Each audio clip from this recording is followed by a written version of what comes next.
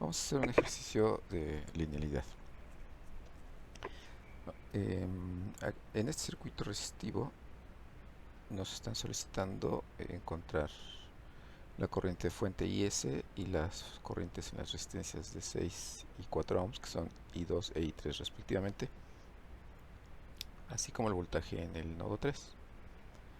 Para eso entonces vamos a suponer una de las variables. Podríamos suponer IS,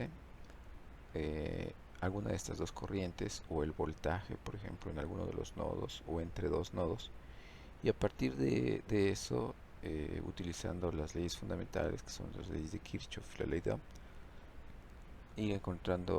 ir desgranando todos los demás valores de voltaje corriente hasta llegar a el valor necesario en la fuente BS para que eso se cumpliera. Es decir, nosotros diríamos, bueno, si yo quiero que tal variable tenga este valor, ¿qué valor de la fuente debería de tener entonces este circuito? En este caso en específico, bueno, vamos a suponer la corriente I3.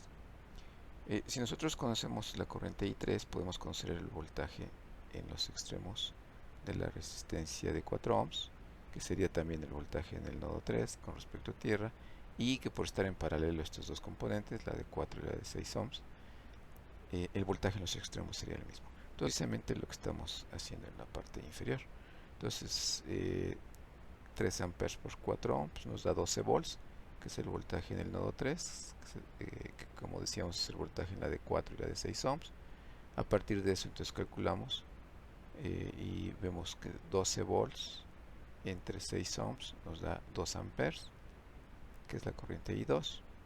Aplicando ley de corriente de Kirchhoff en el nodo 3, pues la corriente que entra es IS, igual a la suma de las corrientes que salen, que son I2 e I3, pero tendríamos una corriente IS de 5 amperes.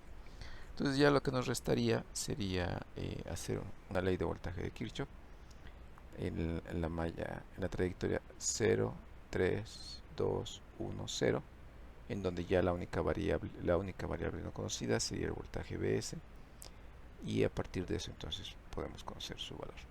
Al realizar esa operación, el voltaje en el nodo 3 más el voltaje en la resistencia de 3 más el voltaje en la resistencia de 10 nos da que el voltaje BS tendría que ser de 77 volts. ¿Qué quiere decir eso? Bueno, entonces lo que quiere decir es que para que en la resistencia de 4 ohms tengamos una corriente de 3 amperes, necesitamos que nuestra fuente BS sea de 77 volts.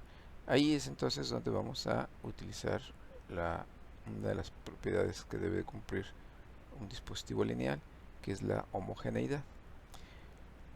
Recordemos que la homogeneidad nos dice que si tenemos una causa y un efecto, al multiplicar la causa por una constante, el efecto se multiplica por la misma constante. Entonces, vemos la proporción entre ellas. 77 volts es a 3 amperes, como 12 volts es a una corriente I3.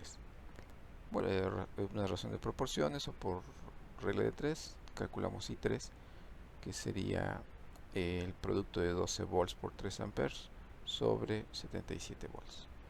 Entonces sería igual a 12 entre 77, ya sin unidades porque se fueron los voltajes, perdón, los volts, multiplicado por 3 amperes.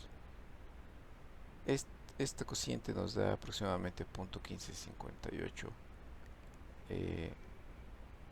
adimensional, pues fueron volts sobre volts, por 3 amperes, entonces nos diría que la I3 es de 0.4675 amperes.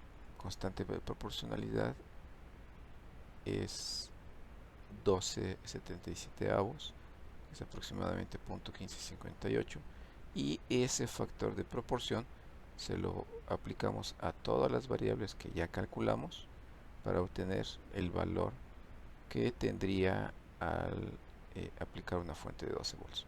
Entonces aquí lo tenemos.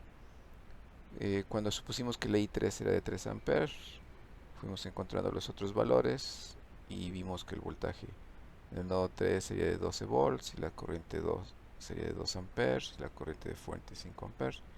Entonces todos estos valores multiplicados por el factor, por la constante, nos da este de acá, que es entonces los valores que tendrían esas variables cuando alimentáramos con 12 volts.